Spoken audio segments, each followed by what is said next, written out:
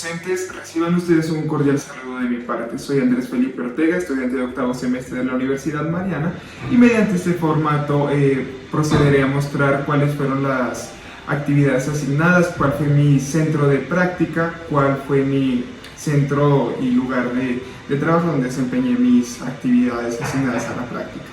Y obviamente el formato también permitirá evidenciar cuál fue el desarrollo práctico, formativo, académico y sobre todo dogmático que se aprendió dentro del centro de práctica.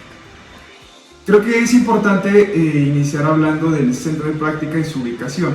Dentro de la tridivisión del poder en la estructura del Estado existe la rama judicial. La rama judicial se compone de diferentes órganos que componen las diferentes jurisdicciones, como son la ordinaria, la jurisdicción contencioso administrativo, constitucional, jurisdicción de paz, etc.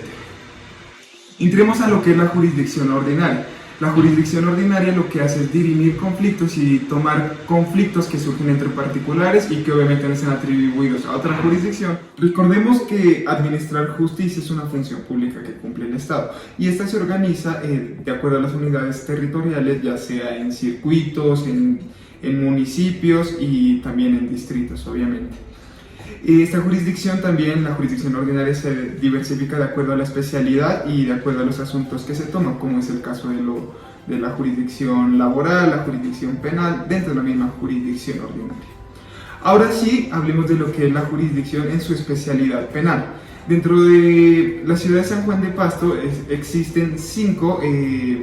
juzgados de circuito en especialidad penal, donde yo desempeñé en el juzgado tercero penal del circuito con la señora jueza, mi jefe inmediata, la señora Nubia Jaramillo, y mi supervisora inmediata era la secretaria, la doctora Catalina Revelo Prior.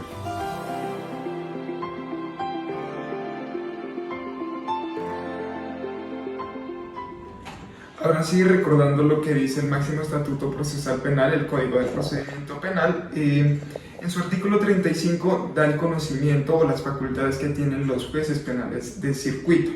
En el artículo 35 se contemplan más de 30 tipos penales con circunstancias o características especiales que le facultan la atribución de conocimiento al juez penal del circuito. Como asimismo el artículo 36 contempla 3 especialidades más o asuntos que conocen los jueces de circuito, que primero es el recurso de apelación contra los autos proferidos por los jueces penales municipales o los jueces que cumplen funciones de control de garantías. Asimismo, de los procesos que no tengan una asignación especial de competencia, y tercero serían la definición de competencia de los jueces penales o promiscuos municipales del mismo circuito. Ya profundizando y establecido lo que en sí conoce el juez penal del circuito, como bien se dice, fui asignado a lo que es la resolución de recursos de apelación, de más que todo las funciones de control de garantías, asignado a lo que es legalización de captura y devolución de bienes, donde aquí lo que primordialmente se hace es generar una transliteración de las audiencias de control de garantías, ya sea de legalización de captura o de devolución de bienes, y una vez realizado el estudio de la transliteración de la audiencia para conocer los diferentes argumentos, las diferentes circunstancias fácticas, se da paso a lo que es la proyección del fallo. La proyección del fallo, como se mostrará seguidamente, se dejará constancia que obviamente lleva primero una parte genérica, donde va el acontecer fáctico, los argumentos de las partes recurrentes, de los no recurrentes, etc. Y asimismo lo más importante es tener en cuenta las consideraciones para poder resolver los diferentes recursos que se interponen, que es el de apelación en estas asignaciones, que fue devolución de bienes y legalización de captura. Asimismo también traté lo que son las tutelas respecto de seguridad social para reclamar derechos fundamentales que se vulneran indistintamente por algunas entidades, y hacer ese análisis proyectivo también y detallado de las circunstancias fácticas y jurídicas que obran. También realicé lo que fue el censo de proyectos de procesos, en cumplimiento a la sentencia T099 de 2021, que busca disminuir la congestión judicial en el ámbito penal, donde se deben como se dice, censar y establecer cuáles son los procesos que obran en el juzgado, cuál es la instancia que se surte, como asimismo establecer la fecha de la prescripción de la acción penal. Igualmente fui partícipe de diferentes audiencias, juicios orales relacionados bastante con delitos sexuales, audiencias también relacionadas con preclusión,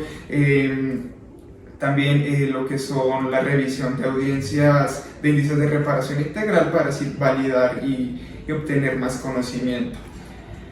De lo que más aprendí, por decirlo así, y como bien se contempla, como lo dije anteriormente, es sobre dos temas muy importantes, que es la devolución de bienes y la legalización de captura. La devolución de bienes, como bien se dice, es una garantía en dos aspectos, una garantía tanto para la Fiscalía para obtener la diferente investigación y establecer los diferentes elementos materiales probatorios que aportará al juzgado, y asimismo la legalización de captura es esa materialización total de la Constitución, ya que se deben respetar diferentes parámetros que la misma Constitución y el mismo Código de Procedimiento Penal establece. Y recordando y añadiendo lo que es la devolución de bienes, se resalta lo que es la garantía constitucional de protección a las víctimas, ya que muchas veces los jueces de control de garantías, con sus diferentes medidas cautelares, lo que buscan es eso, que con los bienes que hacen parte de delitos o de actuares penales, estos sirven como garantía de reparación próximamente.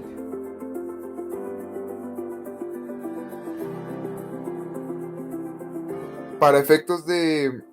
dejar constancia de las actividades realizadas dentro del Juzgado Tercero Penal del Circuito, indicar el orden que lleve respecto de las mismas actividades. Primero hice una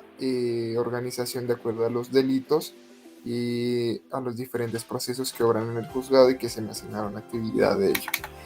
Este sería el ejemplo de dos casos de delito de violación a medida sanitaria,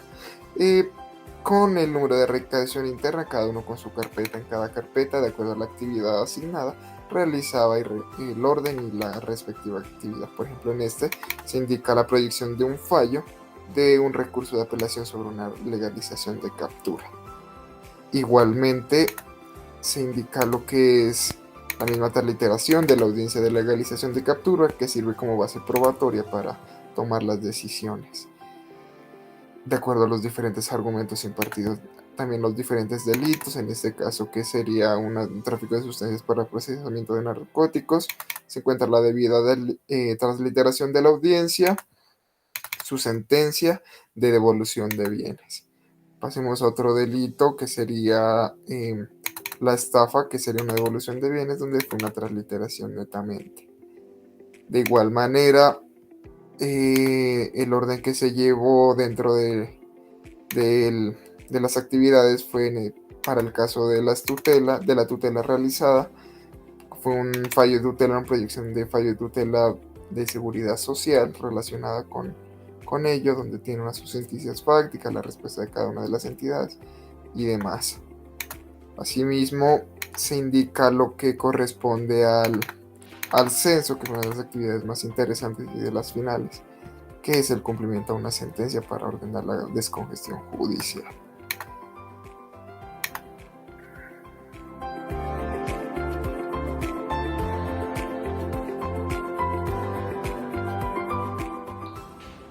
Referente a lo asignado por el docente asesor, se nos dijo que señalemos un tema de interés respecto de las diferentes actividades y los temas que suscitan dentro del centro de práctica. El tema que escogí fue el recurso de apelación sobre los autos proferidos por los jueces municipales, en especial los jueces de control de garantías. Voy a partir con una frase tomada del libro Derecho Procesal Civil Colombiano, en el tomo 1, en su página 63, escrito por Hernán Fabio López. La frase es: los actos del juez, como toda obra humana, son susceptibles de error, bien por fallas en la aplicación de normas sustanciales o procesales o por olvidos del funcionario. Esta premisa es aplicable dentro del procedimiento que rige tanto el sistema penal como la Constitución misma,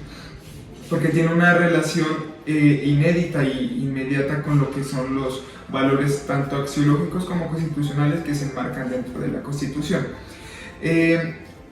Hablar en especial de este tema tiene una gran demostración de lo que es el Estado Social de Derecho y la máxima expresión de la Constitución, ya que los jueces penales del circuito, cuando existe un recurso de apelación frente a esos autos proferidos, lo que hacen es servir a la Administración de Justicia, siendo ese juez constitucional que todavía sigue vigente y que todavía sigue en la protección de algunos derechos fundamentales que se ven afectados